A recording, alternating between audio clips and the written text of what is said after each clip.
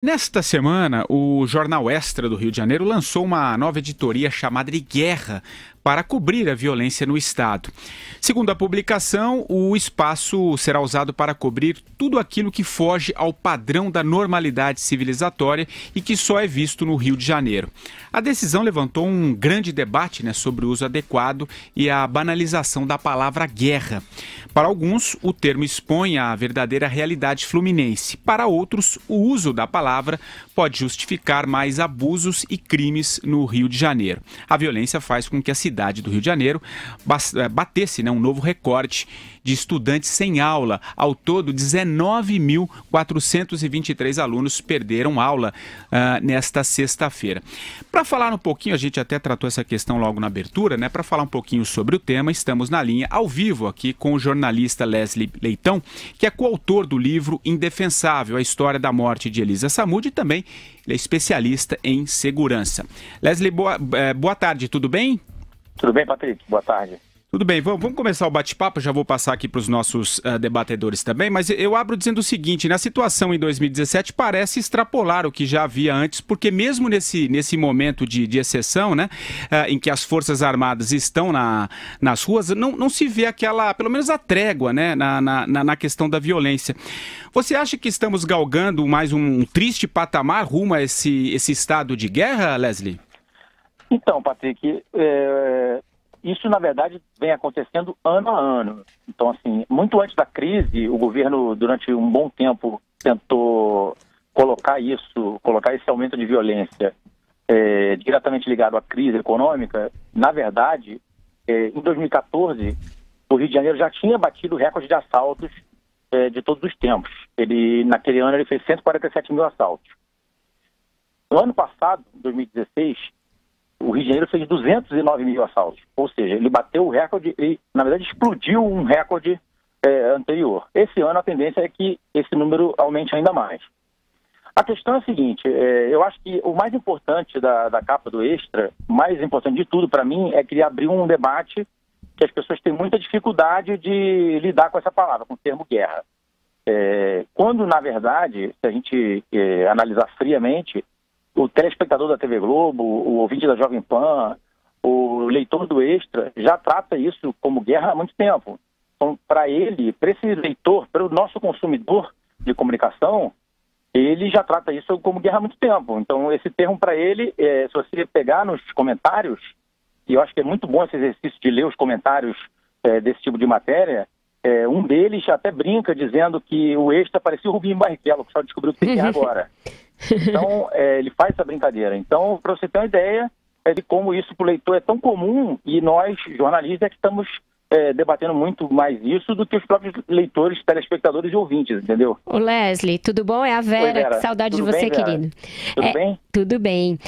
Bom, você sempre foi um crítico desses eufemismos com que se trata a questão da violência no Rio, quando desde sempre você foi contra o uso de eufemismos como comunidade pacificada, você nunca achou que o PP era a solução. Agora, diante da implosão desse modelo, você diria, pelo que você acompanha há tanto tempo e das estatísticas, que realmente houve um período em que o Estado estava conseguindo virar o jogo e isso recuou com a crise, ou sempre foi só maquiagem? Não é nem que tenha sido maquiagem, porque ele tem um efeito prático. Entre os anos de 2011 e 2012, você consegue enxergar uma melhora. Então, assim, eu acho que o grande momento simbólico do tal projeto de pacificação, que eu, de fato, nunca concordei, porque eu acho que é impossível. O Rio de Janeiro botou como meta pacificar 40 favelas num universo de 1.200. Então, assim, eu acho que era uma questão de migração. Essa migração, durante um tempo, ela foi apenas uma migração. Depois ela se tornou um espalhamento. Então, quando os bandidos conseguiram retomar o território que eles tinham perdido, eles passaram a ter dois territórios. Um que eles não tinham ainda, que eles tiveram que migrar, e o outro que eles voltaram. Então, eles se fortaleceram ao longo desse período. Por isso que você vê áreas que antigamente eram mais pacatas, como Niterói, como... A Baixada nunca foi pacata, a Baixada Fluminense, mas a Baixada Fluminense jamais teve guerra de tráfico como tem agora. São Gonçalo virou um dos principais QGs das facções criminosas no Rio de Janeiro, e antigamente a polícia entrava e saía de São Gonçalo como quisesse. Então, assim, Angra dos Reis virou um lugar que tem, volta e meia, tem confrontos pesados de tráfico com a polícia, então isso se espalhou. Tem uma fonte minha que sempre compara isso e diz que o câncer deu metástase. Antigamente a gente sabia onde estava o câncer e estava ali, e agora deu metástase, entendeu?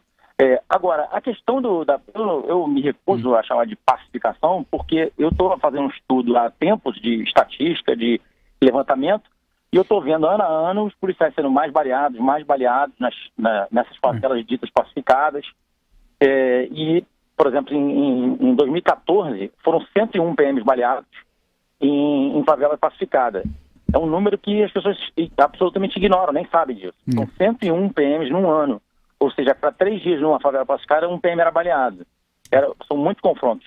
Antigamente, nessas mesmas favelas ditas pacificadas, você tinha, 10 anos atrás, você tinha 250 a 400 confrontos armados por ano.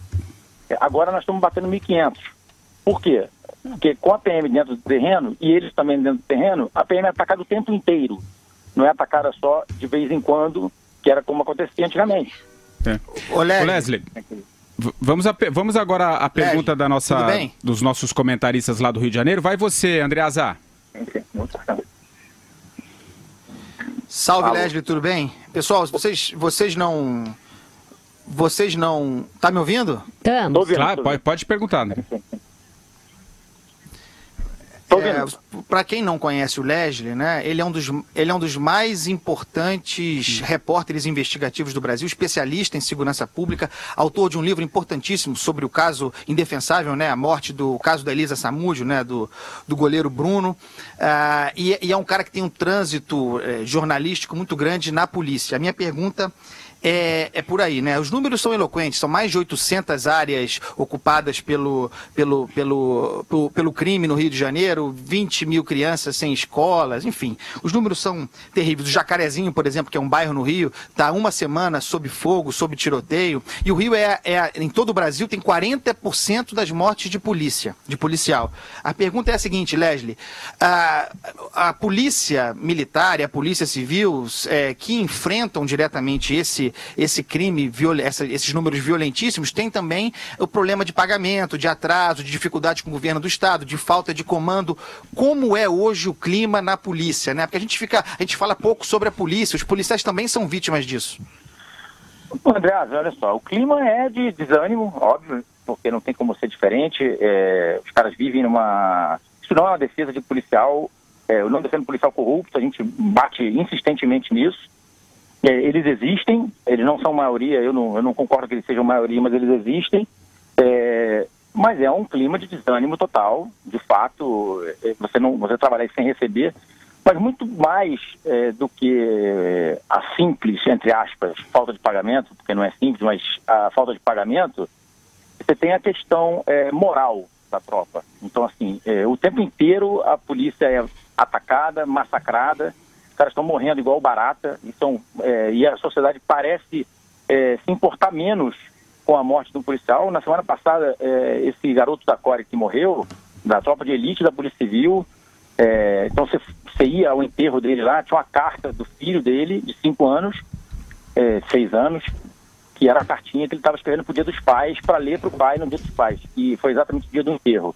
Então, assim, isso pouco comove as pessoas, porque virou um cotidiano, as pessoas têm um certo preconceito, tratam a polícia muitas vezes como inimigo. Isso é um rescaldo, sim, é um efeito colateral, sim, de anos da polícia também agindo de maneira incorreta, principalmente dentro das favelas. É um fato isso, é inegável esse fato. Mas, nesse cabo de guerra, acaba perdendo a população em geral. Entendeu? Vai, Madu. Oi, Leslie, Marcelo Madureira. Um abraço, antes de mais nada. Admiro o seu trabalho, mas eu queria te perguntar uma coisa, né? Hoje, como cidadão do Rio de Janeiro, eu costumo dizer que você não tem lugar seguro do Rio de Janeiro hoje. Não tem nenhum lugar que você possa dizer na cidade que aqui eu posso andar seguro, aqui eu posso andar sem medo. Mas você acha que agora que a população da Zona Sul está se sentindo mais assim vítima, está sendo mais vítima da violência, da bandidagem e tal. Você acha que existe uma possibilidade real das autoridades tomarem alguma providência? Eu tenho duas partes. Você acha que isso poderá vir a ocorrer? Então, agora, por outro lado, não, mas só uma coisinha, só para complementar, o Andreasa, que eu percebi que essa ação aí das Forças Armadas, esse troço todo, foi pífio. O resultado foi pífio, a apreensão de armamento, a própria repressão, a roubo de cargas, a criminalidade, foi nenhum. Né? Então, resumindo, o que vai acontecer? Para onde é que a gente pode caminhar? Hein, então, vamos lá. Primeiro, respondendo a primeira parte da pergunta, sim, eu acho que em algum momento alguma coisa vai acontecer mais radical. Eu sei que tem um estudo, por exemplo, para tirar algumas UPPs, que é uma coisa óbvia que tem que ser feita, e todo mundo sabe disso, a cúpula da Secretaria de Segurança sabe disso, a PM sabe disso. A PM tem um estudo para tirar parte das UPPs que eles sabem que não funciona mais nada, quase todas, eu diria que 80%, 90%. Eles têm esse estudo, só que tem que ter a coragem política para fazer isso. E eu acho até que, eu conversando com uma fonte, um coronel da PM, eu disse, mas na guerra, recuar também é uma estratégia. Então é importante você recuar de vez em quando, ver que naquilo ali não é possível mais, e voltar.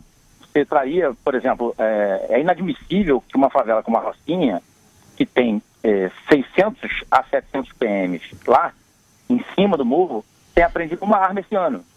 Uma arma. Então, assim, ou seja, não tem efetividade alguma a UPP da Rocinha.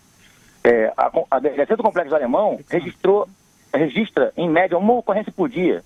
Então, qual é a efetividade de uma delegacia que registra uma ocorrência por dia? Porque quando o morador do Alemão, que tem UPP, vai à delegacia, ele tem que mostrar o registro de ocorrência na boca de fumo para provar que não está denunciando o tráfico. Então, assim, você perdeu isso aí. Não adianta você ficar só protelando, gastando dinheiro e colocando policiais e a população em risco. Isso é número um. Em relação ao Exército,